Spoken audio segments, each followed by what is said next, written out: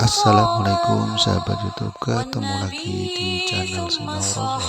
Kali ini kita akan mendengarkan ceramah dan cerita-cerita dari Ustazah Halimah Al-Idrus.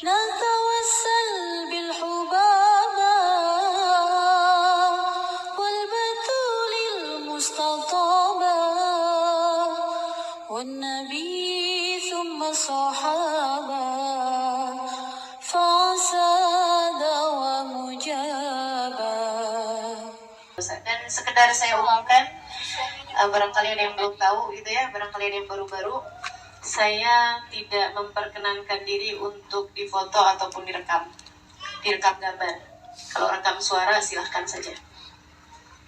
Barangkali ada yang belum tahu, ya kan? Iya. Kenapa gitu? Soalnya gitu deh. Ingin lebih bisa menjaga diri, gitu ya Bu ya. Kalau gambar saya, foto saya ada di mana-mana, takutnya jadi menimbulkan fitnah. Udah difotonya dalam hati aja, direkamnya, gambarnya dalam hati aja. Kalau rekaman suara diperkenankan, silahkan. Itu adalah dengan perizinan dari guru saya, Habib Umar bin Hafid. Jadi kalau yang suara nggak apa-apa, kan? Siapa tahu bisa buat diemin anak nangis. Baik teman-teman sekalian yang saya muliakan, sebelum kita awali kajian kita baca bersama-sama, kita baca suratul Fatihah bersama-sama. Kita minta kepada Allah Subhanahu wa taala kemanfaatan dari ilmu kita minta kepada Allah Subhanahu wa taala lindungan dan bimbingan dari Allah Subhanahu wa taala. Kita minta kepada Allah Subhanahu wa taala agar ilmu yang kita dapat hari ini tidak hanya menjadi sesuatu yang kita dengar dari telinga kanan kemudian lewat ke telinga kiri, akan tetapi kita dengar dengan telinga kita simak dengan hati kita masukkan ke dalam seluruh jiwa raga kita, kemudian Allah Subhanahu wa taala susuli dengan pengamalan sesudahnya insyaallah. Al-Fatihah bi niyatin nafa' wal intifa' wal mudzakarah wat tadhkir ibtigha' mardatih wa qurbih wa thawabih wa husnil khatimah ma'lut fil afiyah wa salahil aqibah wa ila hadratin Nabi Muhammad sallallahu alaihi wa alihi wasallam. Al-Fatihah.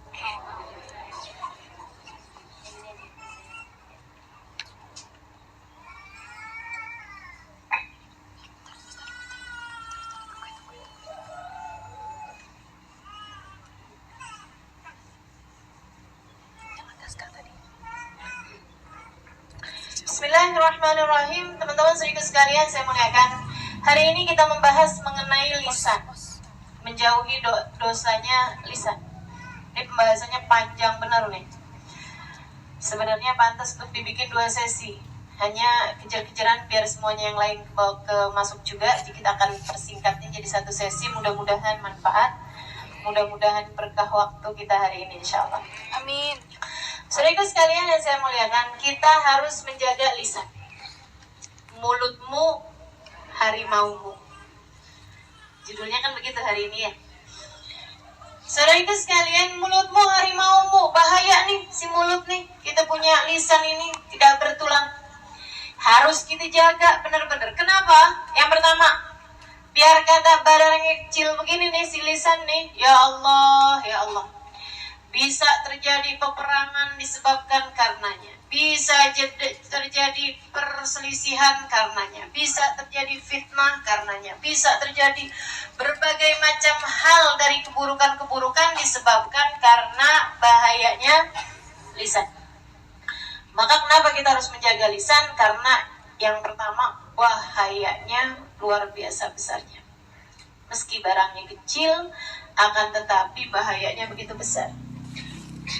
Luka badan bisa disembuhkan dan kemudian hilang bahkan sampai bekasnya. Tapi kalau lukanya hati disebabkan karena lisan, seseorang mengoyak hati tersebut, bisa sampai bertahun-tahun. Bisa sampai bertahun-tahun bahayanya. Bahaya dunia pun bahaya akhirat, teman-teman saudara sekalian. Bahaya dunia bisa disebabkan karena lisan.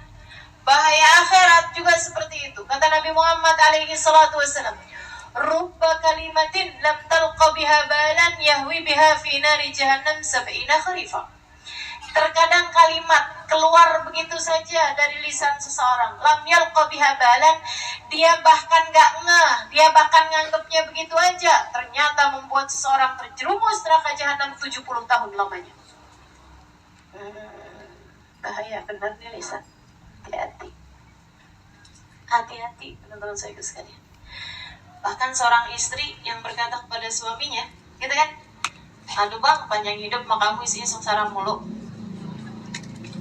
Kamu gak pernah berbuat baik pada saya, gak pernah nyenengin saya. Ibu saya sekalian, dikatanya Nabi Muhammad, buat perempuan tersebut terjerumus neraka jahanam. Meski sholatnya rapi, meski ibadahnya rapi, meskipun tahajudnya kencang, meskipun terawihnya bagus, meskipun Qur'annya panjang, meskipun apalagi bersama dengan mulut yang tidak terjaga, ibadahnya juga ala kadarnya aja. Waduh, nggak ngerti itu gimana caranya mau selamat hidup dunia dan akhirat. Ketika para sahabat menyampaikan kepada Nabi Muhammad SAW, ya Rasulullah, inna jaratana sawamah qawamah. Wahai Rasul, saya punya tetangga tukang puasa di waktu siang, tukang tahajud di waktu malam. Kayak kita ya, tapi dibalik. Tukang puasa di waktu malam. Ya Allah.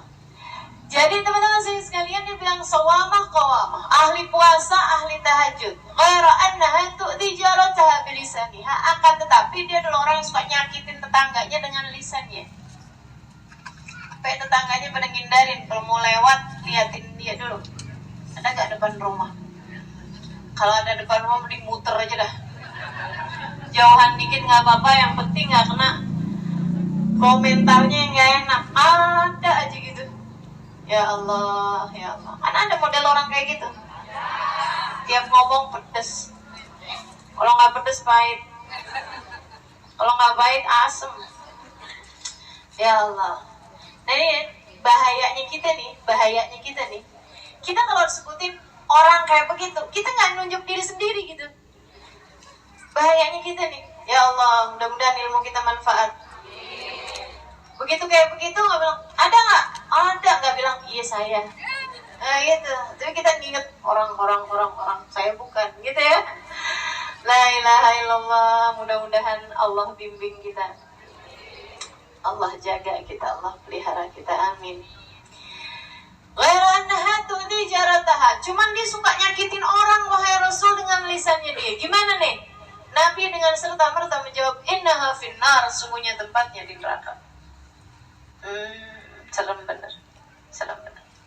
Yuk kita jaga kita punya lisan. Insya Allah. Bahayanya sangat amat besar.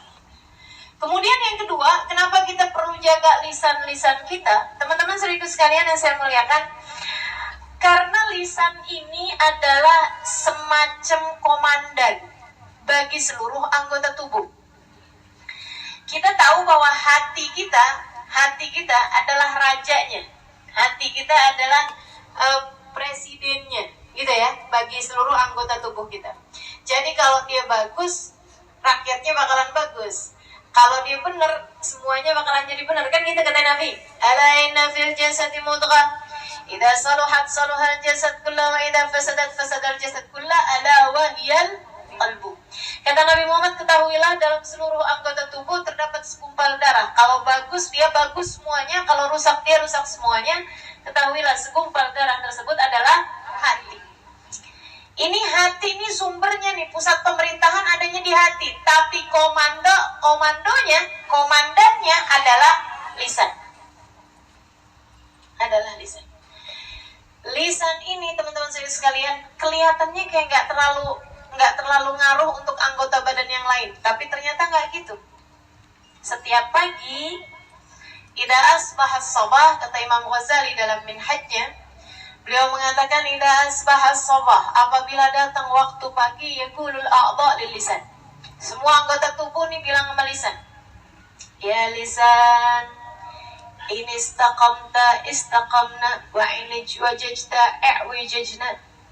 Wahai lisan, kami serahkan urusan kami padamu untuk kamu komandani, untuk kamu komando. Kalau kamu lurus, kita lurus. Kalau kamu bengkok, kita bengkok bersama denganmu. Jadi kalau lisannya bilang kanan, anggota tubuh semuanya ikutan kanan. Kalau lisannya bilang kiri, anggota tubuh semuanya bakalan kiri. Maksudnya gimana? Teman-teman serius sekalian yang saya muliakan, kalau ingin memperbaiki seluruh anggota tubuhmu yang 7 nih, bukan termasuk hati ya di situ ya. Kalau mau benahi anggota tubuh yang 7 semuanya memang bergantung dari hati, tapi mau ngerjain kebaikan-kebaikan itu juga lisan punya pengaruh yang cukup besar. Kalau dia benar, biasanya anggota tubuh yang lain bakalan benar. Kalau lisan gak benar, bakalannya seluruh anggota tubuh yang lain gak benar. Karena lisan ini juga merupakan juru bicaranya hati. Orang kan gak kelihatan nih, kalau lagi diem kayak begini nih semuanya nih gak kelihatan. Baik, gak kelihatan. Apalagi pakai kerudungan semua, tutup aurat semua, kan gitu ya. Semuanya ke orang baik semua. Amin. Begitu ngomong, baru tuh kelihatan. Alhamdulillah kalau di majlis kan gak banyak ngomong. Saya doakan yang ngomong. Jadi yang ketahuan baik gak baiknya saya doakan. Ya Allah, ya Allah. Ini nih lisan nih. Kalau dia baik seluruh anggota tubuh, kalau dia rusak seluruh anggota tubuh. Ikutan, ngaruh, ketularan. Jadi nih kalau ngomongnya orang tuh setiap kali ketemu orang ngomongin orang, tiap kali di jalanan kerjanya ngumpat orang, tiap kali apa aja ngomongnya nggak pernah bagus gitu. Itu nanti liatin aja, mata bakalan ikut nggak bener ngelihatnya, telinga bakalan ikut nggak bener ngelihatnya, kaki bakalan melangkah ke tempat-tempat yang nggak bener, tangan bakalan bergeraknya nggak bener, yang masuk dalam perut pun bakalan menjadi sesuatu yang nggak baik. Lisan semuanya, kalau baik semuanya, kalau nggak baik semuanya. Makanya teman-teman sekalian coba perhatikan, kalau pagi-pagi tuh ucapan pertamamu tuh apa? Pagi-pagi, apalagi kalau yang bangunnya terlambat, sial nih misal gitu ya, udah langsung cepet ya ampun nih mama telat nih, waduh ngomel pagi-pagi. Teman saya ada yang cerita, Ustazah mohon maaf ya, saya waktu itu ada menginap di rumah dia gitu. Kalau pagi kita Ustazah suka ada perang Iran-Irak. Saya sama anak-anak, urusan menu makanan aja kita berantem.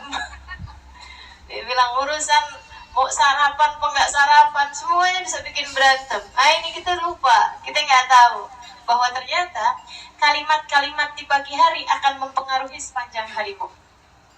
Maka jagain ya, ngomongnya yang baik, ngomongnya yang benar. Ibu-ibu sekalian, nggak pernah dengar suaminya, bagi yang punya suami nih, nggak pernah dengar suaminya bilang, saya tuh kalau pagi-pagi udah berantem sama kamu, sepanjang hari semuanya berantakan.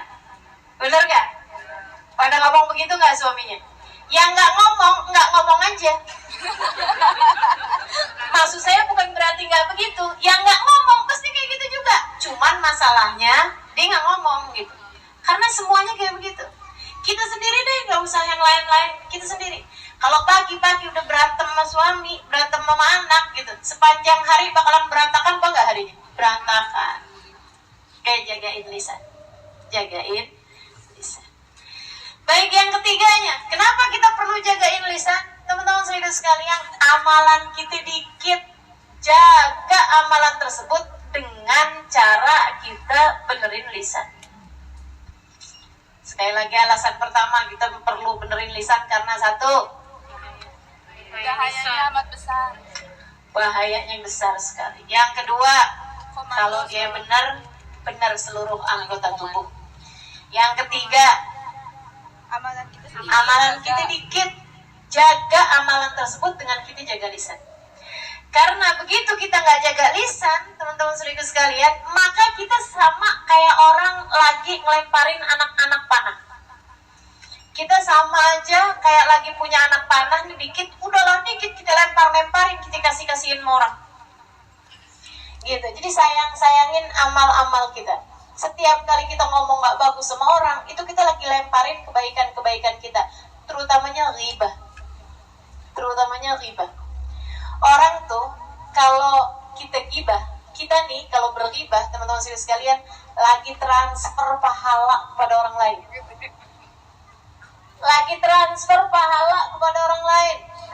Nabi Muhammad cerita, kata Nabi Muhammad, araftum manil muflis, tahukah kalian siapa orang yang muflis, orang yang bangkrut? Sahabat bilang, yang punya duit lebih sedikit daripada jumlah utang, wahai Rasul. Itu orang bangkrut, iya nggak? Bu, yang pada dagang, kita kalau punya uang, punya aset lebih sedikit daripada jumlah hutang yang kita punya, namanya kita adalah orang bangkrut. Kata Nabi Muhammad alaihissalam, oh iya, itu bangkrut menurut kalian. Terus bagaimana menurutmu ya Rasul? Nabi cerita, orang bangkrut adalah orang yang datang di hari akhirat nanti bawa pahala segede gunung. Dia seret-seret pahala itu dengan perasaan bangga di padang mahsyar. Sampai kemudian datanglah hari perhitungan. Faja'al ghurama, datanglah kemudian para penuntut. Dia bilang sama malaikat, wah ya Allah, mereka bermunajat pada Allah, ya Allah, orang ini pernah ngomongin saya waktu di dunia. Ya Allah, orang ini pernah fitnah saya waktu di dunia. Ya Allah, orang ini pernah nyakitin saya waktu di dunia. Ya Allah, dia pernah ngomong kasar sama saya waktu di dunia. Ya Allah, dia pernah bohongin saya waktu di dunia. Ya Allah, dia pernah zalimin saya waktu di dunia. Allah kemudian bilang, ambil pahala dia seukuran kezaliman yang telah dia lakukan. Jadi pada ngambilin tuh. Ada yang ngambil dikit, ada yang ngambil banyak, seukuran sama pekerjaan sama kezaliman dia yang dia lakukan di dunia. Udah habis amalnya kemudian, sampai habis gunung amalnya dia, masih ada orang nyempil datang lagi. Ya Allah, dia pernah ngatain saya waktu di dunia, ya Allah. Udah ambil pahalanya, udah habis ya Allah, taruh dosa kamu buat dia. Itu muflis, namanya orang bangkrut. Ini kalau bawa pahala segede gunung. Kebayang kalau kita udahlah amal kita dikit, kemudian kezaliman kita sama orang banyak, kerjaannya tiap hari ngomongin orang, tiap hari ngata-ngatain orang. Ya Allah, di hari akhirat nanti apa enggak bangkrut double kita? Apa enggak bangkrut sampai ke ujung kita? Ya Allah, ya Allah. Maka sayangi lisanmu, sayangi amalmu, jagalah lisanmu. Sayangi kita punya amal yang udah tinggal dikit ini dengan cara kita jaga benar-benar lisan kita, insya Allah. Kemudian teman-teman sekalian, jagain apa tadi? Amal kebaikan, karena amal kebaikan kita sedikit. Hal terakhir, kenapa kita perlu jaga lisan-lisan kita? Malu sama siapa? Sama malaikat. Malu sama Allah. Allah As-Sami, Allah Maha mendengar. Malu sama malaikat, terutamanya malaikat Raqib dan Atid. Malu saudariku sekalian sama diri kita sendiri, sama semua manusia. Malu sama Nabi Muhammad. Karena semua yang kita lakukan, semua yang kita ucapkan, bukan begitu aja kalimat keluar dari lisan-lisan kita. Akan tetapi semuanya ditulis, terutamanya malu sama malaikat Raqib, sama malaikat Atid. Katanya Habib Ali Habsyi 100 tahun yang lalu ya, beliau bilang, ya Allah, nih orang-orang nih ya pada kurang ajar. Kurang ajar gimana Beb? Kata muridnya, kurang ajar sama malaikat. Malaikat disuruh nulisin keburukan-keburukan dia mulu.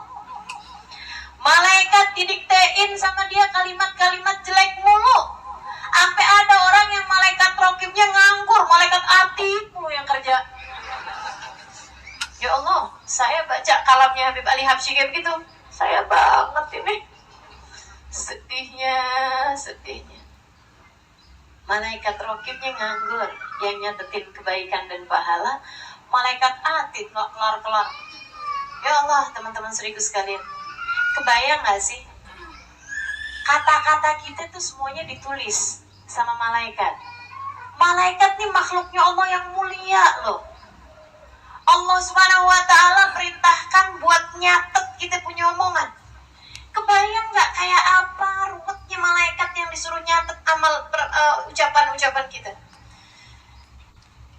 Kalau yang disuruh nyatetin ucapannya ulama, ucapannya kekasihnya Allah, yang keluar dzikir, yang keluar Quran, ya kan? Yang keluar kalimat-kalimat yang baik. Saya bayangin nih, yang nyatet malaikat bagian pencatatnya Habib Umar bin Hafid, girang bener. Dari pagi sampai malam ucapannya bagus semua. Yang disuruh nyatetin Mubaba Nur, girang, malaikat senang bener.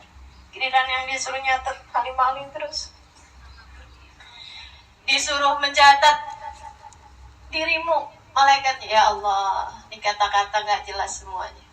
Sumpah serapah, ngomongin orang, ejekan sama orang lain. Inna lillahi wa inna ilaihi rajiun. Malaikatnya kapan kelarnya sih nih orang? Gitu. Saat kita lagi ngomongin orang, malaikatnya ampun ya, nih anaknya, ya Allah, ya Allah, ya Allah, ya Allah. Gitu, disumpahin kita sama malaikat, disumpahin kita sama malaikat. Pokoknya begitu rohnya keluar, malaikatnya udah girang. Malaikat Raqib sama malaikat Atid girang bener begitu rohnya keluar, meninggal dunia. Alhamdulillah, ya Allah, kelar dari urusan sama dia nih. Gitu. Tinggalan malaikat yang kemudian bawa ruhnya. Mereka bawa ruhnya dengan penuh rasa kebencian sama orang tersebut. Ya Allah, jauhkan dia dari rahmat-Mu, ya Allah. Begitu ditanya sama malaikat penjaga langit pertama, siapa yang kamu bawa? Siapa kamu, apa yang kamu bawa? Saya malaikat, apa yang kamu bawa? Ruhun khabithah min jasadin khabith. Kami bawa ruh yang jelek dari jasad yang jelek. Jasadnya sampai ikut-ikutan kena. Walaupun jasadnya waktu di dunia perawatan, walaupun jasadnya waktu di dunia bentuknya bagus kayak apapun, begitu perbuatan yang dia tuliskan adalah jelek, amal perkataan dia tuliskan jelek, nah itu ikut-ikut ke bawah jelek juga. Malu kita nih ya, makanya mesti jagain lisan-lisan kita agar kita tidak merasa malu, terutama sama malaikat-malaikat yang mulia. Sebab ma yalfidhu min qawlin illa ladaihi raqibun atid. Tidaklah seseorang mengucapkan satu ucapan kecuali akan ditulis sama malaikat Raqib dan malaikat Atid. Kata Habib Umar, orang dia ngomong terus, kata Habib, dia nggak paham omongan itu bakal ditulis malaikat Raqib, bakal ditanya ketika masuk dalam kuburan, bakal ditanya ketika dia berada di mahsyar, bakal diperhitungkan kalimat demi kalimat di padang mahsyar, di hari perhitungan. Itu nggak mencegah mereka untuk berkata-kata yang dipilih gitu. Padahal kalau misalnya kita ngomong itu pakai ada pulsanya, segitunya aja orang mau berhemat. Bener nggak? Kita kalau telepon sama orang-orang di Saudi Arabia misalnya gitu ya, lagi telepon lagi orang kita lagi umrah atau lagi haji, ya Allah, kita susun dulu yang rata, yang rapi. Apa aja yang mau diomongin, pulsanya mahal.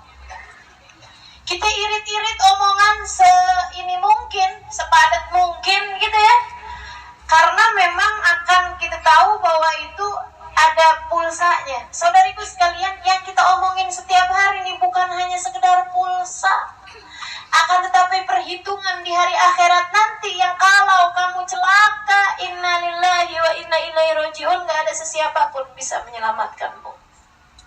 Tidakkah apa yang Allah tuliskan dalam Al-Quran, bahwa semuanya akan ada pembahasannya, akan ada perhitungannya? Tidakkah itu seharusnya mencegah kita dari mengatakan sesuatu yang tidak kita perlukan, dari mengatakan sesuatu hanya yang memang bermanfaat bagi kita? Mudah-mudahan kita bisa jaga lisan-lisan kita. Amin ya rabbal alamin. Ya wailata hadzal kitab la yughadiru saghiratan wala kabiratan illa ahsaha. Orang-orang kafir, orang-orang ahli maksiat, begitu dibuka buku rapotnya, semua ada, semua ketulis, buku sejarah hidup kita. Kalimat-kalimatnya tertulis, mereka teriak, ya wailata hadzal kitab, ya ampun, nih buku ini nyeremin bener. La yughadiru saghiratan wala kabiratan illa ahsaha. Enggak gede, enggak kecil, semuanya ada di situ semua. Itu katanya Sayyidina Ibnu Abbas alaihi ridwanullah ketika mentafsirkan makna saghiratan, yang kecil-kecil juga ketulis di situ. Katanya beliau mengatakan bahwa ketika kamu ketawa nggak ditulis Halimah jam sekian ketawa, nggak gitu, tapi ditulis hahaha-nya berapa itu ada semuanya. Ngeri ya. Malu kita sama Allah, malu kita sama malaikat, malu kita sama semua hambanya Allah ketika dibangkitkan di hari akhirat nanti. Ini hal-hal yang seharusnya membuat kita mau lebih menjaga lisan-lisan kita. Nggak sama orang yang ngerti dengan orang yang nggak ngerti. Baik kemarin-kemarin kita nggak ngerti, hari ini kita udah ngerti. Maka mudah-mudahan mulai hari ini sampai sisa umur kita lebih pintar buat jaga lisan kita. Insya Allah. Insya Allah. Amin ya Rabbal Alamin. Gitu ya. Sekarang pembahasannya, ini dosa-dosanya lisan apa aja? Oke baik, insya Allah bismillah. Niat. Nah, niat mau jaga lisan, mau jaga lisan. Satu, bahayanya gede, serem, saya nggak selamat, takut nggak selamat dunia akhirat. Kemudian lagi yang kedua tadi itu,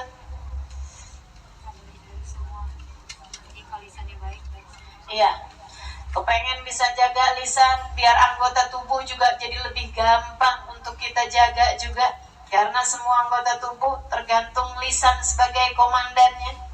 Kemudian yang ketiganya, jaga amal kita, karena amal kita kecil sedikit, kita nggak mau jadi orang bangkrut di hari akhirat. Dan yang berikutnya adalah kita malu sama Allah SWT, malu sama malaikat-malaikatnya Allah, kita harus jaga lisan-lisan kita. Baik, kalau gitu niat mau jaga lisan, dijaganya dari apa? Satu, teman-teman sekalian, yang paling berbahaya dari dosa-dosanya lisan, al-kadzib, bohong. Niat dari sekarang kamu bohong, gitu, nggak mau bohong. Tapi kemudian bohong lagi Ustazah, niat lagi, taubatin yang itu, gitu ya. Kalau perlu tiap kali kita bohong, kita harus omongin sama orang tersebut yang kita bohongin, kita susulin, maaf ya tadi tuh bohong saya, gitu. Sehingga nantinya jadi nggak kebiasaan. Kalau setiap kali kita bohong, kita harus susuli kebohongan tersebut dengan penjelasan, keterangan kepada orang yang kita bohongi. Kan jadinya kita malu, ya kan? Sehingga akhirnya ke depan-depannya nggak bohong. Karena teman-teman saya sekalian, ini bohong nih perkara yang kelihatannya kecil padahal gede. Nabi pernah satu ketika ditanya, ya Rasulullah, ayashrabul mu'minul khamar? Rasul, orang muslim ada nggak yang minum minuman keras? Kata Nabi Muhammad, na'am wa yutub. Ada sih kadang, tapi kemudian dia taubat. Ini syarat muslimnya adalah taubatnya. Sebab kalau meninggal dunia dalam keadaan masih menjadi pemabuk, tidak ya, dia tidak akan meninggal dengan membawa iman dan Islam. Alhamdulillah. Na'am wa yutub, kata Nabi Muhammad. Ya Rasulullah, yaznil mu'min. Orang muslim, orang mukmin ada nggak yang berzina? Bukan berarti ngentengin dosanya zina ini ya. Tapi ada nggak gitu orang mukmin terjerumus dalam dosa zina, kemudian dia bertaubat? Artinya, kalau ada seseorang yang kemudian asalnya dia berzina, kemudian dia bertaubat, jangan dipikir, wah nggak mungkin, itu si neraka udah kangen sama dia tuh. Belum tentu teman-teman, kalau dia taubat, pintu rahmatnya Allah, pintu taubatnya Allah SWT masih mungkin untuk terbuka bagi. Kata Nabi Muhammad, na'am wa yutub. Ada, tapi kemudian dia taubat Allah SWT. Ya Rasulullah, ayasidul mu'min alal mu'min, ada nggak orang mu'min hasad sama orang mu'min lainnya? Na'am wa yutub. Kata Nabi Muhammad, ada, tapi kemudian dia bertaubat. Nabi disebutkan beberapa dosa, semuanya Nabi Muhammad bilang, namu itu, bahkan dosa-dosa yang besar seperti yang tadi saya sampaikan. Sampai kemudian, ya Rasulullah, yakdzibul mu'min. Wahai Rasul, ada nggak orang mukmin yang bohong? Enggak, kata Nabi Muhammad, nggak ada. Innama yaftaril kadhiba alladziina la yu'minuna billah. Karena hanya orang yang tidak beriman kepada Allah yang bisa ngarang-ngarang cerita, yang bisa bawa-bawa cerita, yang bisa bohongin orang banyak, itu hanya orang yang tidak beriman kepada Allah. Jadi pikiran kita nih, adakah kita muslim di sisi Allah?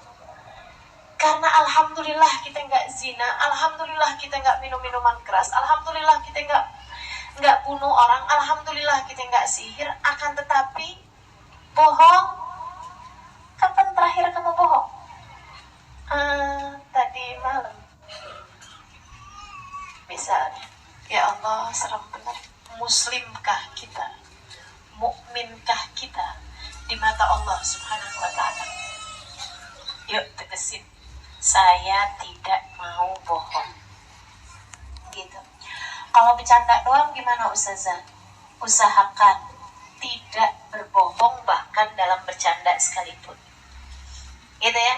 Kecuali kalau orangnya tersebut paham bahwa itu memang adalah kebohongan. Untuk permisalan aja, gitu ya. Nah itu seperti itu nggak masalah. Tapi kalau kemudian memang bohong yang orangnya pahamnya bahwa itu benar terjadi padahal nggak terjadi, ya Allah, luar biasa besarnya. Apalagi kalau bohongnya bawa-bawa nama Nabi Muhammad. Gimana bohong bawa-bawa nama Nabi? Misalnya dalam sebuah hadis dikatakan padahal hadisnya nggak ada, itu bohong tentang Nabi Muhammad. Atau misal tadi malam saya ngimpi Nabi, padahal enggak. Misalnya Nabi bilang katanya nyuruh kamu nyumbang. Itu teman-teman saudaraku sekalian, bahaya yang luar biasa. Kata Nabi Muhammad alaihissalam, man kadhiba ilayya kidbatan falyatabawa maq'adahu minan nar. Siapa yang membuat bohong, berita bohong tentang aku, suatu hal yang tidak aku lakukan, suatu hal yang tidak aku ucapkan, falyatabawa maq'adahu minan nar, suruh siapin tempatnya di neraka. Kaplingnya lagi disiapin di neraka. Na'udzubillah. Hati-hati sama bohong, hati-hati sama bohong, hati-hati sama bohong. Nabi bahkan bercandanya pun nggak pakai bohong, tetap lucu tuh bercandaan Nabi, nggak pakai bohong. Tahu bercandaannya Nabi? Ada orang mau berangkat, izin berangkat, pamitan Nabi berangkat pergi dagang. Nabi kemudian bilang, oh iya silakan aja. Kamu nanti berangkatnya naik anak unta kan? Dia bilang, enggak loh Rasul, saya naik unta. Masa naik anak unta? Maksudnya saya nggak akan naik unta kecil gitu loh. Masa mau pergi-pergi mau naik anak unta? Ini kan orang kebayang anak unta kan kecil gitu. Dia bilang, ya Rasulullah, masa saya pergi naik anak unta? Saya pergi naik unta ya Rasulullah. Nabi kemudian bilang, emangnya unta anaknya kerbau? Iya sih, unta kan juga anaknya unta. Dia kan anak bapaknya ya enggak? Dia anak emaknya gitu. Ya Allah, emaknya siapa? Unta. Iya. Ada lagi satu orang perempuan.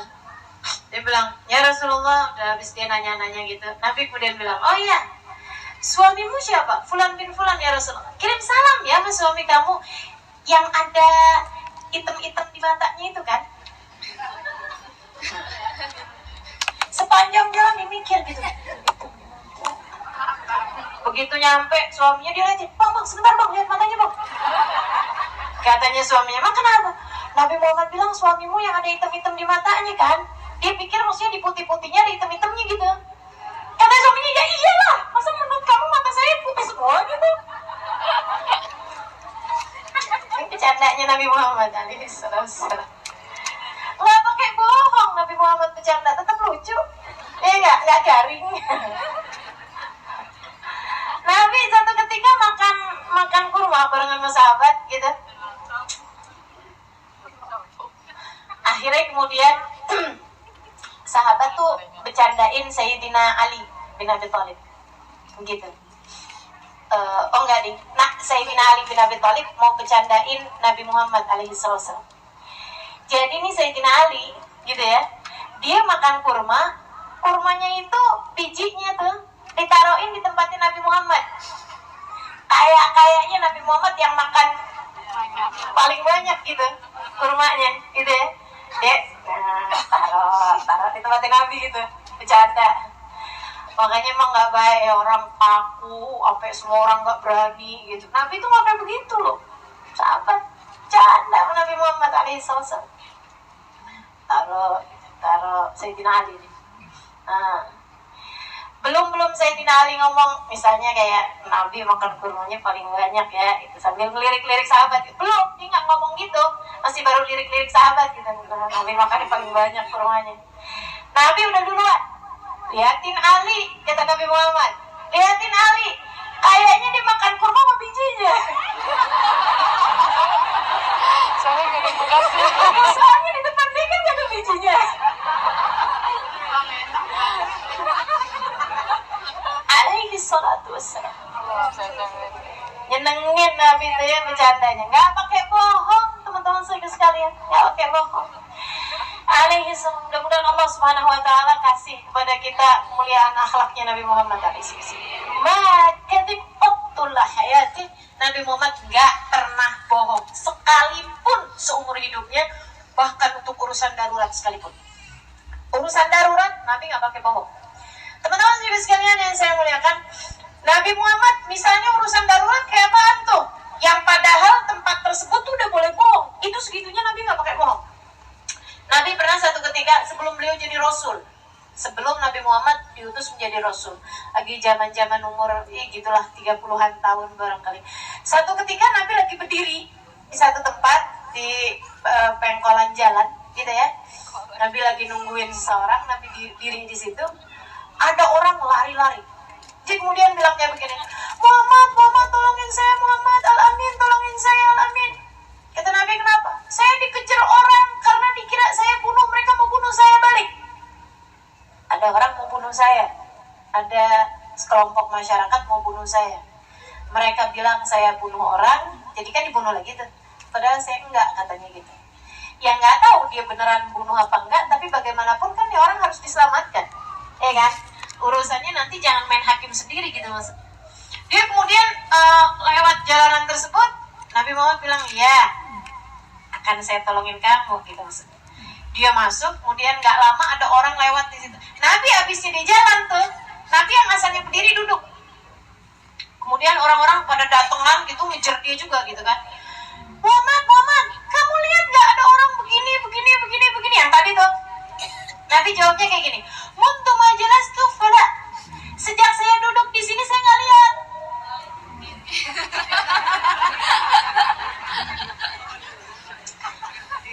Sejak saya duduk di sini saya nggak lihat, karena ngelihatnya lagi.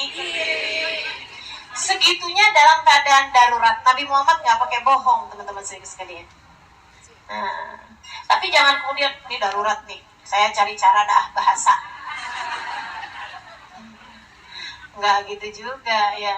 Lagi kemudian baru bangun tidur gitu, temennya udah nanya, gitu, kamu di mana nih? Kita udah nungguin lama nih, kan hari ini jadi lupa. Dia kemudian jalan ke kamar mandi, dibilang di jalan menuju kamar mandi maksudnya. Darurat saja. Darurat apaan? Ya darurat itu namanya. Temennya nanya OTW gitu ya, OTW kamar mandi maksudnya. Itu bohong kalau itu mah bukan darurat. Saudara sekalian, jangan biasakan itu. Jadi saya kalau ditanyain sama orang kan, Ustazah udah sampai mana? Karena tempatnya nih masih jauh nih padahal. Ustazah sekarang udah sampai mana? Saya bilang depan mobil kijang hijau. Nggak ketahuan ada di mana kan? Serius nih Ustazah sampai mana? Sampingnya truk. Pokoknya yang penting jangan sampai bohong. Kita usahakan, kita niatkan dalam keadaan apapun Mendingan jangan bohong. Kenapa? Teman-teman saudara sekalian, itu tadi iman kita bermasalah nih kalau kita suka bohong. Iman kita bermasalah. Kemudian yang keduanya lagi, mesti biasanya kebohongan itu akan disusul dengan kebohongan yang lain. Innal abad la yakdzib. Seseorang kemudian bohong. Bohong tersebut kemudian ngajakin dia buat bohong selanjutnya, hatta yuktab indallahi kadzdzaba, sehingga dia ditulis di sisi Allah Subhanahu wa taala sebagai tukang bohong. Fawailul lil mukadzibin. Celaka orang yang selalu berdusta. Oh, celaka kata Allah. Ngeri benar. Makanya teman-teman saya sekalian, kita jagain bohong kita itu, jangan sampai kita bohong, sehingga kita nggak harus tutupi itu dengan kebohongan. Kayak bohongnya mak-mak nih seringnya nih. Saya tahu lagi nyuci baju suaminya, ada yang kresek-kresek di saku. Pas dilihat 100-an ribu, kayaknya dia lupa. Kita beliin dah lipstick, dibeliin barang. Suaminya nanya, "Nggak kelihatan duit saya 100 ribu di saku." Iya. Bohong kan? Kok bisa ya? Saya inget banget ada duit saya tuh 100 ribu di saku. Lupa kali kamu. Udah kamu jajanin kali. Bohong lagi. Yang nyuci kemarin siapa? Kalau kemudian yang nyuci orang lain, si ini, jangan-jangan dia Allah, jadi akhirnya panjang. Padahal bilang aja, "Ya ampun bang, saya kirain abang lupa." Udah saya beli lipstick bang, kan buat saya dandan depan abang juga. Beres urusan. Jadi teman-teman saudaraku sekalian, kamu nggak harus bohong, pokoknya nggak harus bohong. Usahakan selalu jujur dalam segala sesuatu, sehingga kamu gak harus nutupinnya lagi dengan kebohongan. Nabi pernah sangat marah kepada Sayyidah Asma binti Abi Bakar. Adalah seorang sahabat yang luar biasa. Datun nitaqain, kata Nabi Muhammad, pemilik 2 sabuk. Karena dia tuh yang nyampein makanan kepada Nabi waktu Nabi Muhammad sembunyi di gua Tur, waktu Nabi Muhammad hijrah ke Madinah. Nabi sangat sayang kepada beliau, kakak ipar, ya. Dia adalah kakaknya Sayyidah Aisyah, kan itu ya. Dia menikah dengan sepupunya Sayyidah Khadijah, yaitu Zubair bin Awam. Punya anak Abdullah bin Zubair. Satu ketika Sayyidah Asma nih, Nabi lihat gitu ya. Nabi lihat, dia kemudian bilang begini, "Ta'al ya Abdullah, batik kata. Nak sini deh nak, sini nak." Ngomong mama anaknya, "Nanti mama kasih ini gitu. Nanti mama kasih ini gitu." Nabi kemudian berkata sama Asma, "Ya Asma, idza aradti an tu'ti fala ba's." Asma, kalau kamu emang beneran mau ngasih dia sih nggak apa-apa. Tapi kalau enggak Asma, kamu sebenarnya nggak mau ngasih dia, cuman mau biar dia datang. Gitu ya. Kamu janjiin sesuatu.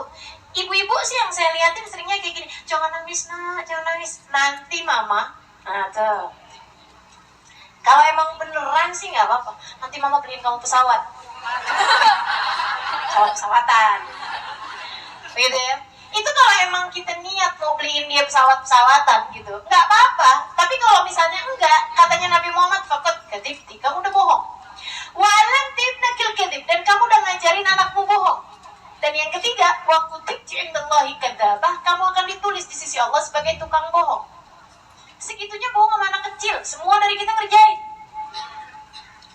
Gimana kalau bohong sama orang dewasa? Gimana kalau bohong sama orang yang seharusnya kita hormati? Suamimu misalnya, orang tuamu misalnya, orang-orang yang kamu sayangi, kamu bohongin. Inna lillah wa inna ilaihi raji'un.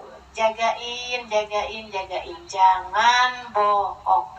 Bahkan yang semua orang udah ngerjain, kayak itu tadi tuh, OTW. Gitu ya. Udah di jalan, tak apa aja kebohongan yang biasa-biasa semua orang kerjain, jangan kerjain itu. Jangan biasakan diri untuk menganggap bahwa itu adalah sesuatu hal yang lumrah. Jangan biasakan, gitu ya. Insya Allah kita niat pokoknya, ya Allah nggak akan bohong lagi sudah hari ini.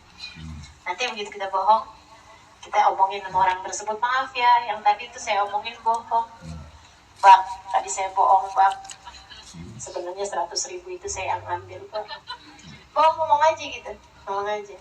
Suaminya palingan ya udah kalau gitu, saya akan lebih hati-hati.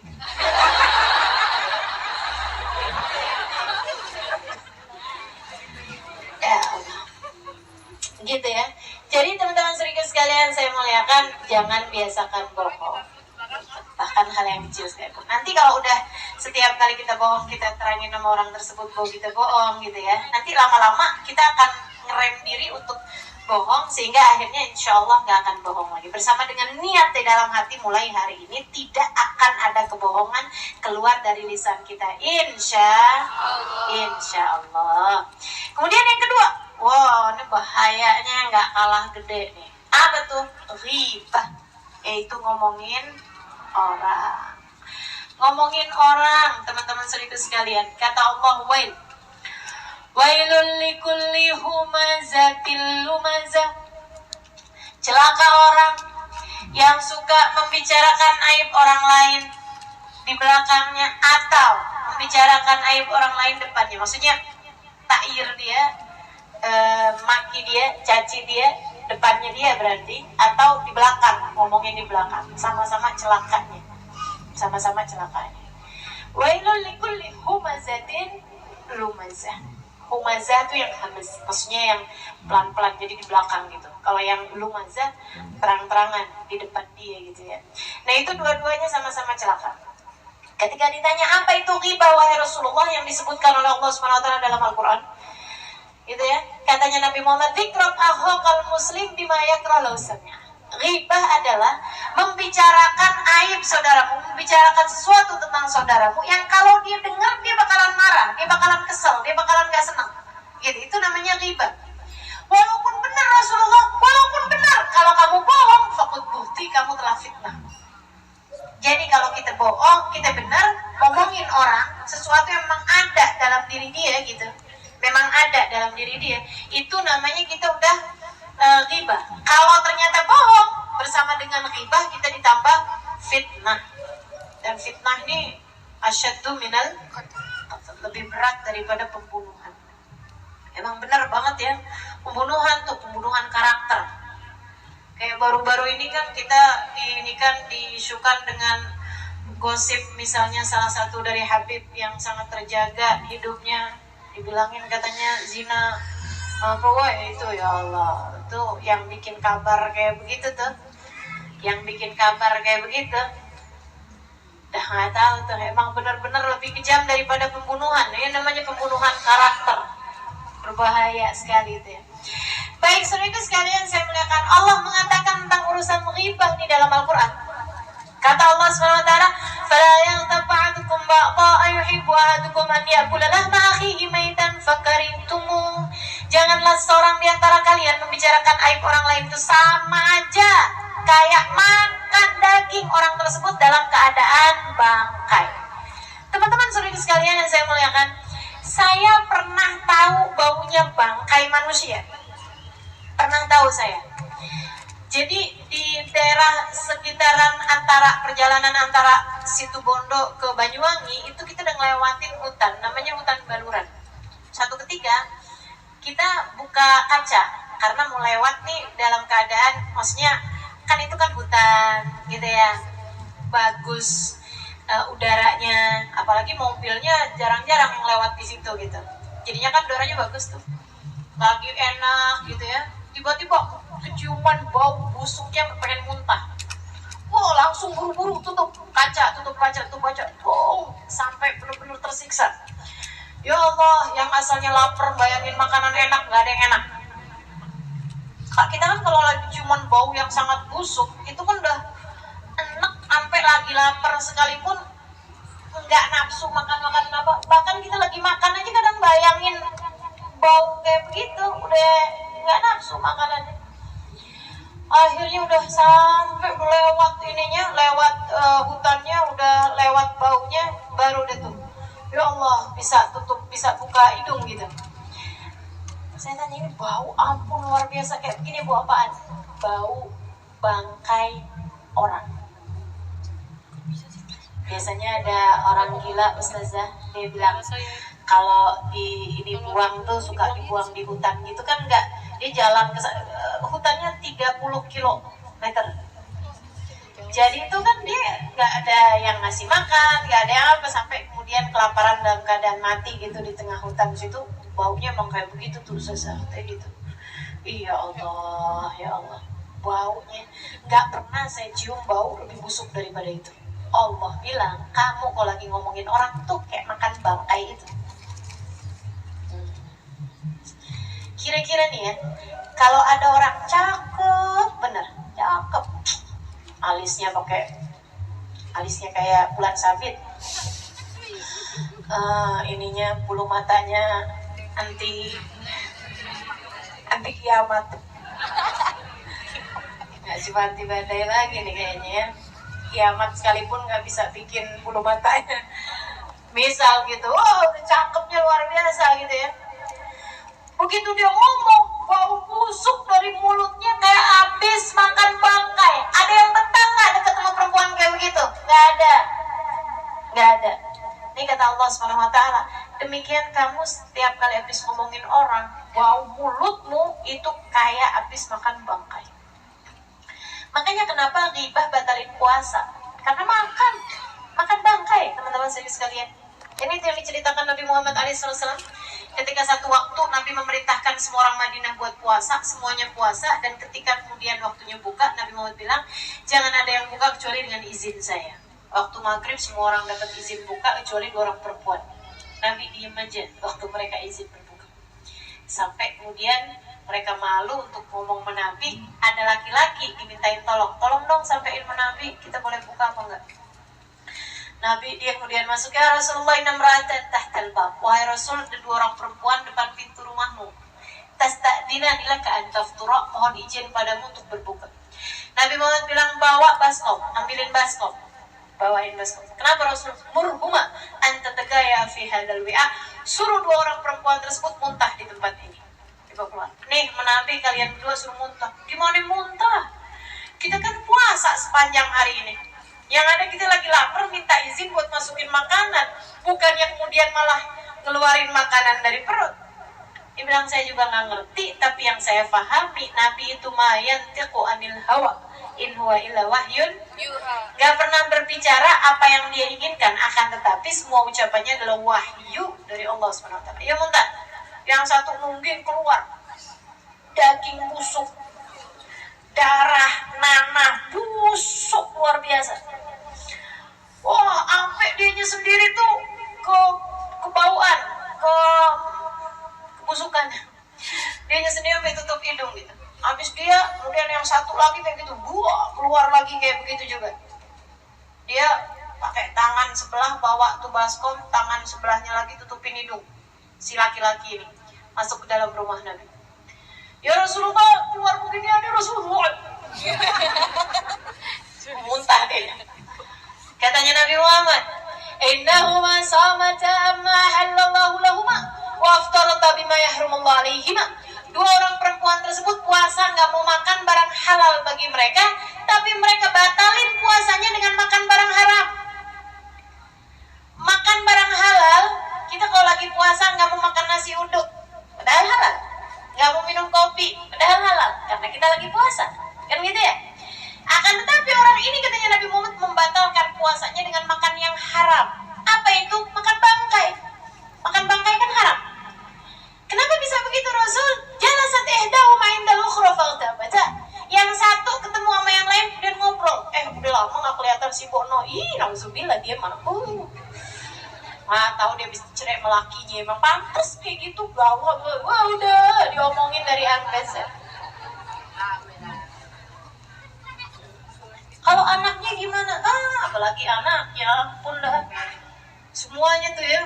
Ya Allah, ya Allah, ya Allah. Ini kita punya lisan memang benar-benar harus terjaga teman-teman saya sekalian. Karena kadang-kadang kalau lagi ngomongin orang, bukan cuma orangnya doang yang diomongin, segala rumahnya diomongin, masakannya diomongin, apaannya semuanya diomongin. Inna lillahi wa inna ilaihi raji'un. Katanya Allah dalam Al-Quran, janganlah seorang di antara kalian membicarakan aib orang lain sama kayak makan bangkai daging saudaranya sendiri. Gitu ya. Tapi kalau kamu diomongin sama orang, biarin aja. Itu tadi yang saya bilangin, dia lagi transfer pahala sama kita. Kita malah mestinya terima kasih. Jangan transfer balik. Kamu habis diomongin sama orang, sama si itu ngomongin kamu. Dia ngomongin apa sama saya? Katanya kamu begini. Saya mah biarin aja kalau diomongin sama dia. Saya juga tahu dia itu siapa. Dia kan juga bla. Itu habis ditransfer, dia transfer balik. Mending kalau nggak lebih banyak. Kalau lebih banyak kan jadinya malah utang. Bukannya dia yang bangkrut gitu ya. Malah bukan orang itu yang bangkrut, malah dia yang bangkrut. Habis itu dia ngomong, biarin aja saya mau diomongin sama dia. Ntar di hari akhirat saya ambilin pahala dia. Padahal balik. Dia ngambilin pahala kita karena kita ngomongin dia lebih banyak. Teman-teman sekalian, hati-hati. Jadi kalau ada kita dengar orang habis ngomongin kita, lebih baik cari-cari di rumah hadiah apaan kita kirimin sama dia. Kayak yang dikerjain sama Hasan Al-Basri. Suatu ketika beliau ada yang bilangin, Tuhan kau habis diomongin sama Fulan bin Fulan. Oh gitu. Katanya gak usah. Ya, Hasan Al-Basri, udah gak usah kamu sebutin apa yang dia habis omongin ke saya. Saya cuma mau tahu rumahnya di mana. Tebet Barat. Samperin sama beliau. Tok pintu. Assalamualaikum. Dalam tanya, siapa? Hasan Al-Basri.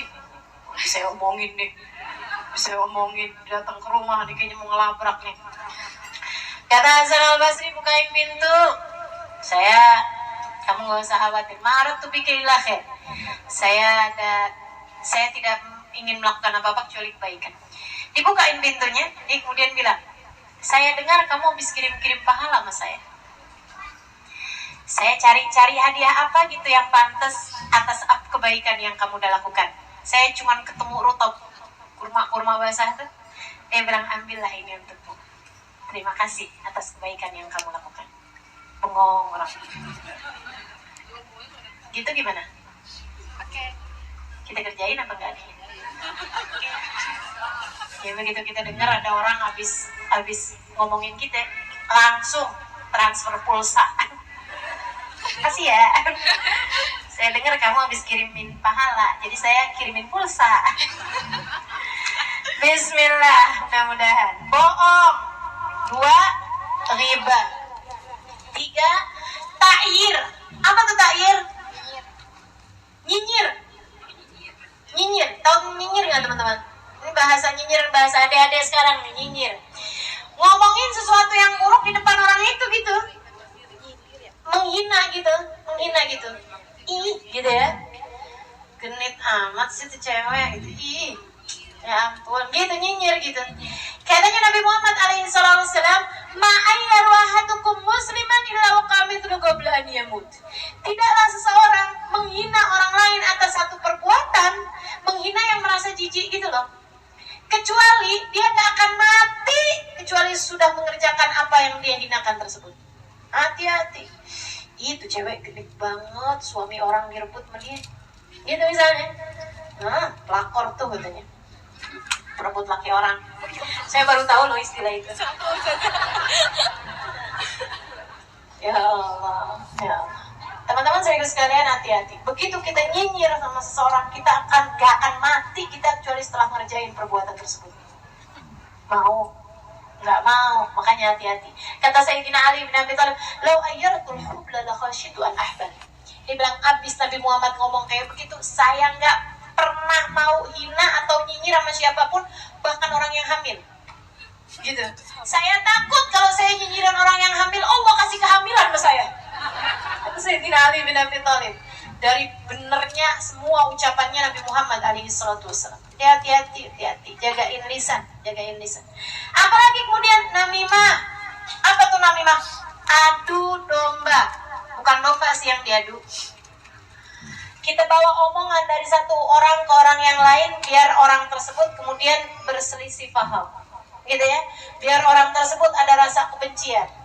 Yang sering terjadi ini di keluarga. Seorang istri ngomong sama mertuanya jelekin suaminya. Ntar dia ngomong sama suaminya jelekin ibunya dia. Ibunya suaminya jelekin mertuanya. Sehingga antara istri, antara anak sama ibu jadi terpisah. Jadi rasa ada saling benci gitu. Bang, kamu bang mesti ngomongin bang sama ibu kamu tuh bang. Katanya nggak bisa kerja lah. Katanya inilah itulah gitu.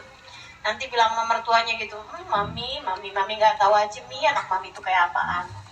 Waduh, sampai antara emak sama anaknya jadi jauh hatinya. Ini yang ngerjain kayak begini, siap-siap dunia, siap-siap akhirat. Siap-siap di dunia bakal digituin sama mantu-mantunya. Siap-siap di akhirat bakal dipisahin dari orang yang dia cinta. Sebab siapa yang memisahkan antara orang tua dengan anaknya, bahkan kambing sekalipun. Kalau kambing kita beli, dia punya anak gitu ya, nggak boleh dibeli emaknya doang, anaknya enggak. Apalagi kemudian dibeli untuk disembelih, emaknya doang, dia punya bayi-bayi kambing yang lagi nyusu. Ini katanya Nabi Muhammad SAW, siapa yang memisahkan antara ibu dari anaknya, bahkan kambing, di hari akhirat nanti dipisahkan dia dari orang yang dia cintai. Itu kambing, apalagi orang, apalagi suamimu, apalagi dia sama mertua sama ibunya dia sendiri. Kamu memisahkan antara dua orang tersebut, bersiap-siaplah di hari akhirat nanti kamu terpisah dari orang-orang yang kamu cinta. Serem teman-teman saya sekalian. Namimah bahaya gitu ya. Sampai Nabi Muhammad bilang la yadkhulul jannah namam. La yadkhulul jannah namam. Gak akan masuk surga orang yang suka namimah.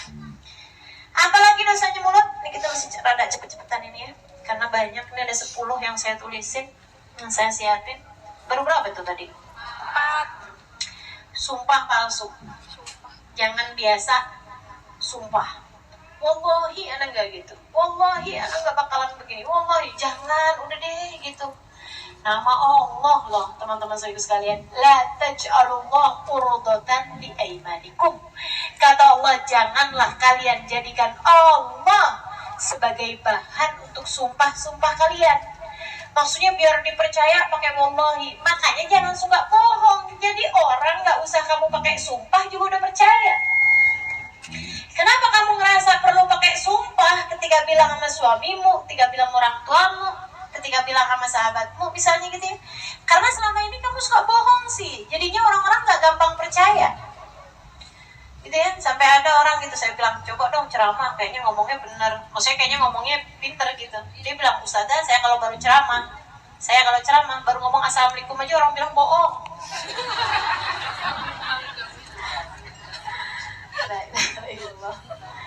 Ya Allah, ya Allah.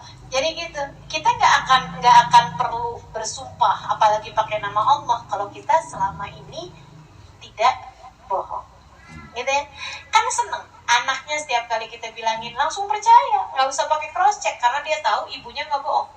Suamimu ketika kamu bilang sesuatu dia nggak perlu cross check karena dia tahu istrinya nggak bohong, kan enak jadinya, dipercaya sama setiap orang. Yuk kita biasakan sehingga kita tidak merasa perlu bersumpah.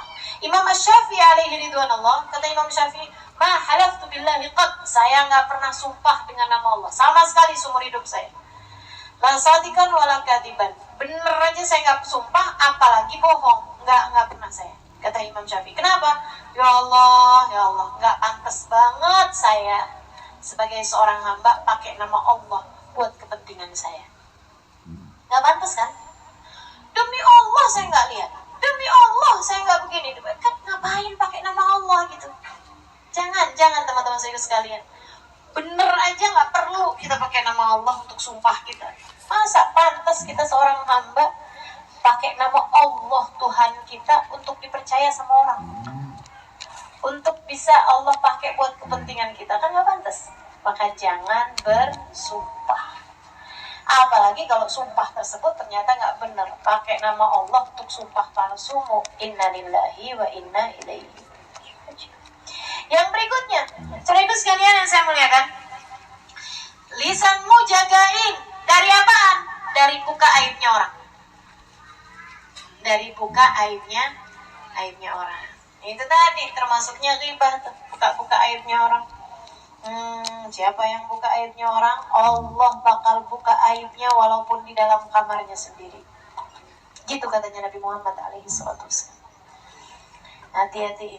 Kemudian jaga pula lisan kita dari memuji diri sendiri. Nggak perlu muji-muji diri sendiri sama orang-orang gitu ya. Kamu nggak tahu siapa saya. Emang siapa kamu? Saya juga nggak tahu. Ya Allah, jangan suka muji diri sendiri gitu. Ampun bang, kamu dia bang. Bilang sama suaminya, kamu dolim loh berbuat jahat sama seorang perempuan solehah seperti saya. Solehah. Ya Allah, ya Allah, ya Allah. La tuzakku anfusakum, kata Allah begitu tuh dalam Al-Quran. Fala tuzakku anfusakum, wallahu a'lamu biman ittaqa. Nggak usah pakai suci-suciin diri kalian, nggak usah suka puji-puji diri sendiri, karena sungguhnya Allah yang udah tahu siapa yang bertakwa di antara kalian. Allah udah tahu kok gitu. Nggak usah pakai suka puji-puji diri sendiri, Allah udah tahu siapa hakikat kita yang sebenarnya. Apalagi kayak begitu ya, kita sungguh-sungguh bertakwa aja nggak pantas buat puji diri kita sendiri. Apalagi kalau kitanya sebenarnya nggak takwa, kitanya masih berantakan, kemudian kita puji-puji diri kita, kita kasih tahu saya begini, saya begitu, saya begini, saya begitu. Aduh, rapi-rapiin diri, tutup aib-aibmu dan tutup pula kebaikan-kebaikanmu. Tutup kebaikan-kebaikanmu. Kalau ada kebaikan yang kita kerjain, tutup. Ini teman-teman saudara sekalian, termasuk muji diri sendiri, nulis di status. Hari Senin, ya, alhamdulillah, buka puasa kali ini bersama dengan alhamdulillah, buka puasa hari ini disponsori oleh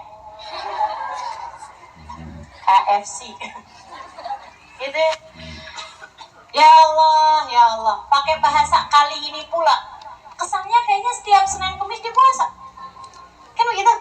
Serem bener teman-teman saudara sekalian. Tutupi amal kebaikanmu karena itu bisa ria akhirnya. Kalau udah kemasukan ria, pahalanya jadi nggak ada. Takut nih kita nih. Ya Allah, ya Allah, selama ini kita jadikan Allah sebagai tempat penyimpanan aib-aib kita. Bukankah selayaknya jika selama ini Allah kita jadikan tempat simpanan aib-aib kita, Allah juga jadi tempat simpanan kebaikan kita. Sehingga bukan cuma yang buruk-buruknya doang. Setiap kali ada yang baik, kita share sama orang lain, kita bagikan sama orang lain. Ya Allah, teman-teman serius sekalian, nggak perlu. Ustazah maksudnya kan dakwah, ya kan nggak pakai update status indahnya buka puasa. Kalau mau ajak orang lain untuk berbuat kebaikan gitu ya, nggak usah pakai kayak begitu caranya. Oke, fadilah tahajud di-share. Nah itu dakwah, beneran. Tapi jangan nge-share-nya jam 3 malam. Orang tahu kalau kamu habis bangun tahajud. Hati-hati saudaraku sekalian yang saya muliakan. Habis amalmu dengan kamu share kepada orang lain tersebut. Ada ceritanya orang, nggak buru saya cerita, terusin aja. Ada ceritanya orang lagi bangun malam, dia baca surat Al-Quran, gitu ya. Nah di sana di Arab itu, saya ngerasain juga, jam-jam 3 itu selalu ada orang ketok-ketok pintu rumah kita buat bangunin tahajud. Nah di sana kayak gitu, ya mulai, gitu. Nah dia nih ceritanya lagi baca Quran. Akhirnya orang kemudian ya mulai, bulan. Dia lagi baca Quran, kemudian dia pengen biar orang itu tahu gitu kalau dia udah bangun, maksudnya gitu ya. Dia lagi baca surat apa? Terus akhirnya pas awal-awal surat Taha, Bismillahirrahmanirrahim, Taha manzal Quran litasya. Oh ya, kata orang gitu. 2-3 ayat dikerasin untuk ngasih tahu kok dia udah bangun. Nah seberapa lama datang ngantuk, tiduran. Dalam tidurnya dia mimpi kayaknya udah datang hari kiamat, lagi pembagian sohifah, pembagian amal kebaikan. Termasuk pahala dia malam itu dilihat gitu. Pahalanya dari mulai sholat isya berjamaah sampai tahajudnya, sampai bacaan Qur'annya dia. Semuanya yang dia baca dari ayat Qur'an ada cahayanya, ada pahalanya, ada penghapusan dosanya, kecuali yang dia kerasin. hilang pahalanya. Dia bilang sama malaikat, habis bingung, malaikat kan gak enak kan? Kenapa katanya gitu? Ini kok nggak ada nih pahalanya nih? Surat 1-3 ayat 1-3 dari surat Toha. Oh iya, enggak tuh. Kamu nggak baca soalnya. Enggak tuh. Enggak, saya baca kok. Enggak tuh. Katanya malaikat, enggak, kamu nggak baca. Serius malaikat, saya baca. Kan dia baru ingat tuh malam itu kan gitu ya.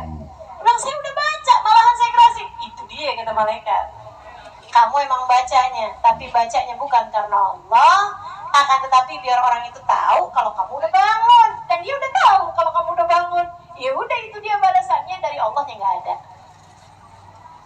Kebayang, kalau semua yang kita lakukan dari kebaikan, semuanya kita update di status kita, semuanya kita sampaikan kepada orang lain.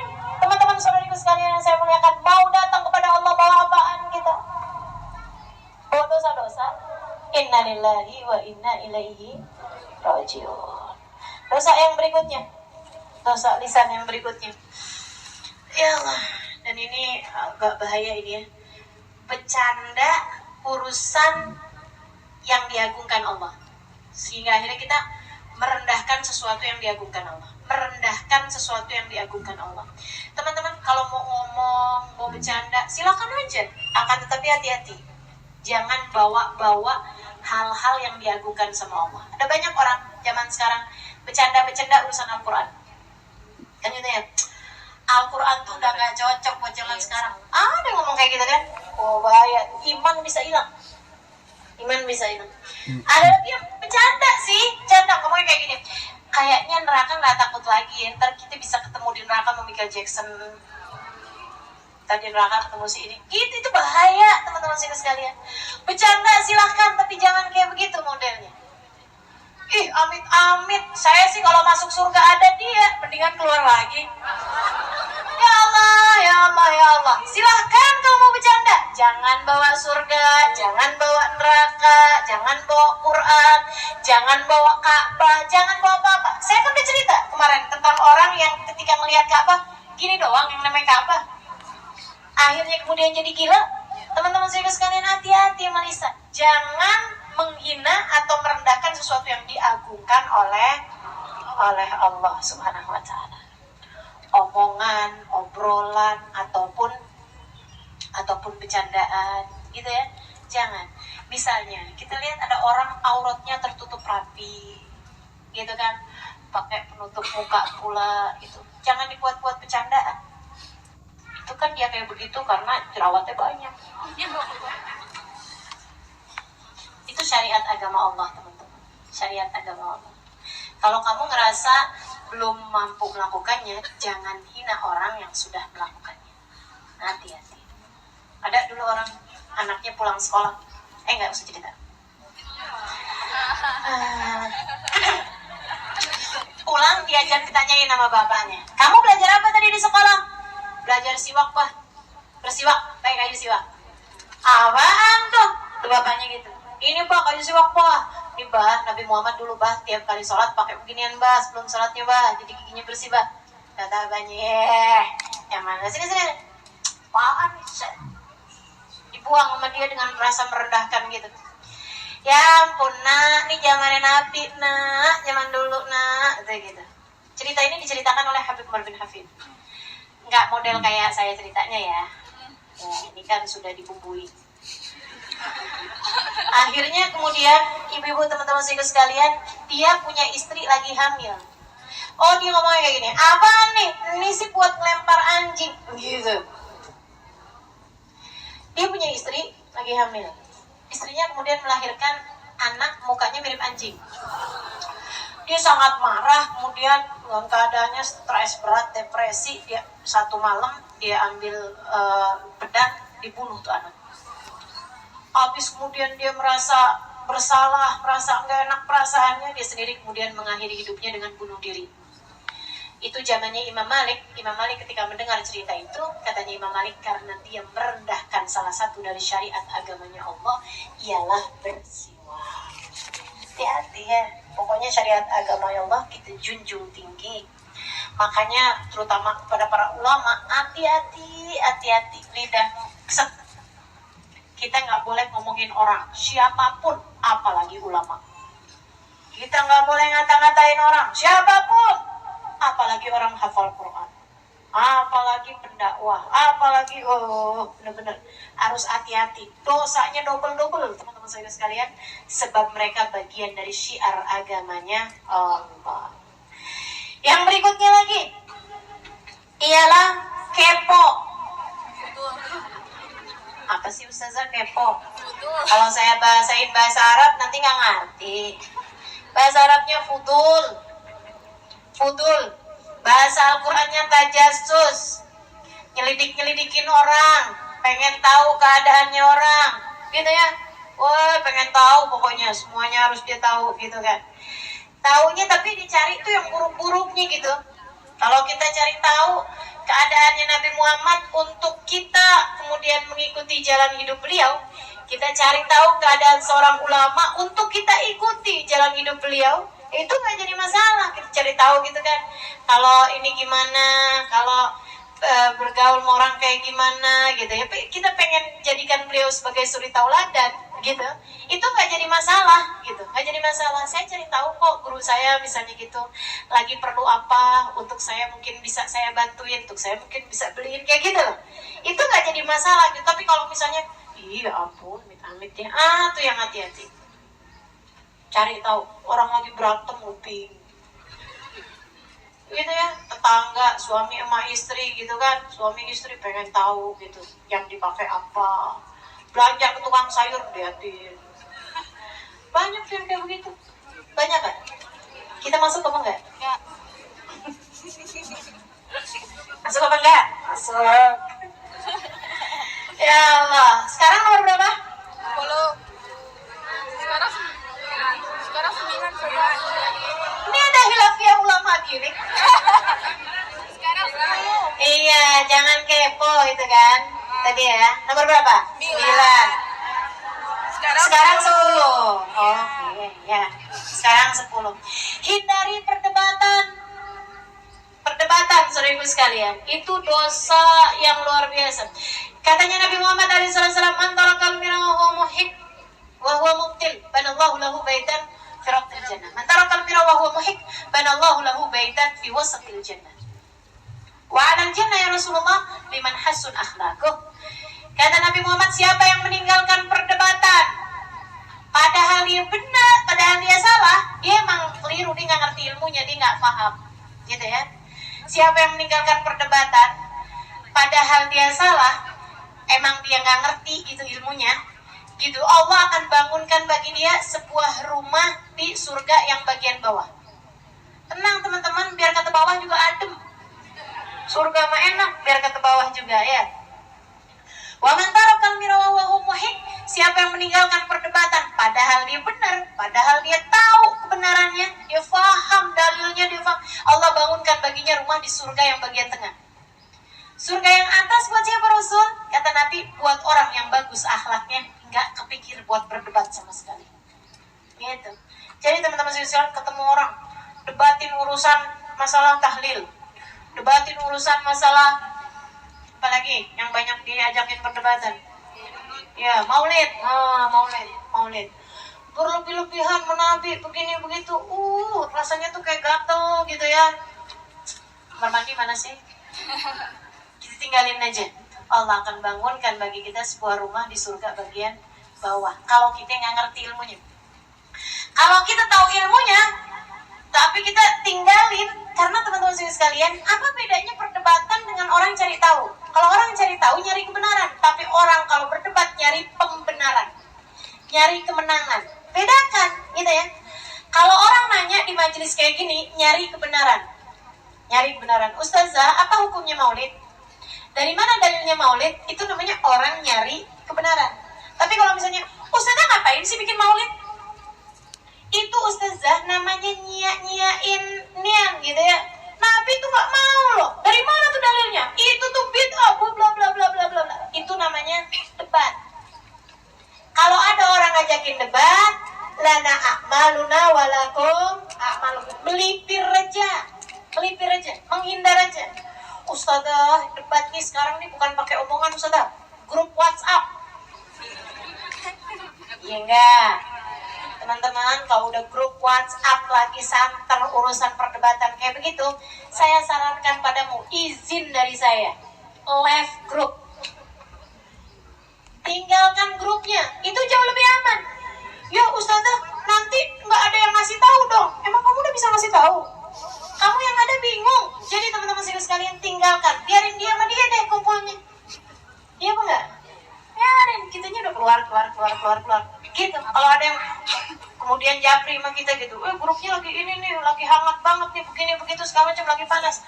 Ya kita bilangin sama dia, udah deh, buang waktu, buang tenaga, buang pikiran. Mendingan kamu masuk ke tempat kamu sholat, kamu ibadah, kamu baca Quran, jelas pahalanya daripada perdebatan seperti itu, gitu kan ya? Nah, tinggalkan perdebatan. Jadi teman-teman sekalian itu, dan yang terakhir, qauluz zur, ucapan-ucapan yang hina, bercandaan yang modelnya kayak mendekatkan kepada perzinahan itu loh. Kan mak-mak suka bicara tentang, mohon maaf ya, kayak malam pertama, yang begitu-gitu tuh, hal-hal yang kayak gitu-gitu tuh. Nah, itu hati-hati, lidahmu itu, lisanmu itu, jagain dari hal-hal yang seperti itu. Jangan kamu bawa-bawa buat membicarakan hal-hal yang hina seperti itu. Pokoknya intinya, yang kita nggak mau kalimat tersebut ada di dalam buku rapot kita, buku kehidupan kita, dibuka di hari akhirat nanti kita malu. Tutup lisanmu dari mengatakan yang seperti itu, gitu kan? Yang kita nggak mau ada kalimat-kalimat seperti itu di dalam catatan perbuatan kita, gitu ya. Kita tutup rapat-rapat. Seenggaknya pastikan semua kalimat yang keluar dari lisanmu terdiri dari pastikan 3 hal. Yang pertama, pastikan tidak ada bohong. Yang kedua, pastikan ada manfaatnya, baik manfaat akhirat ataupun manfaat dunia. Kemudian yang ketiga, pastikan kalimat yang keluar dari lisanmu tidak ada orang yang merasa tersakiti dengannya. Gitu kan? 3 hal tersebut. Yang pertama apa tadi? Gak ada bohongnya. Yang kedua, pastikan ada manfaatnya. Yang ketiga, pastikan tidak ada yang merasa tersakiti. Mudah-mudahan Allah jaga lisan-lisan kita, sehingga kelak lisan kita akan menyaksikan segala kebaikan bagi kita sekalian, insyaallah. Amin ya rabbal alamin. Rabbana zalamna anfusana wa illam taghfir lana wa tarhamna lanakunanna minal khasirin. Rabbana atina fid dunya hasanah fil akhirati hasanah wa qina adzabannar. Da'wan fi subhanakallahumma tahiyatun fiha salam. Akhiru da'wana anil hamdulillahi rabbil alamin. Allahumma ya man wafaqa ahlil khair lil khair wa antahum alaih wa fikna lil khair wa inna alaihi. Ya Allah, sebagaimana Engkau memudahkan para kekasih-kasih-Mu untuk menjaga lisan-lisan mereka, ya Allah, mudahkanlah pula lisan-lisan kami untuk menjaga dia, ya Allah, sehingga hanya kalimat yang membuat keridhaan-Mu saja yang keluar dari lisan-lisan kami. Ala hadhihi niyyah bi kunniyah salihah ila hadratin nabi al-fatihah.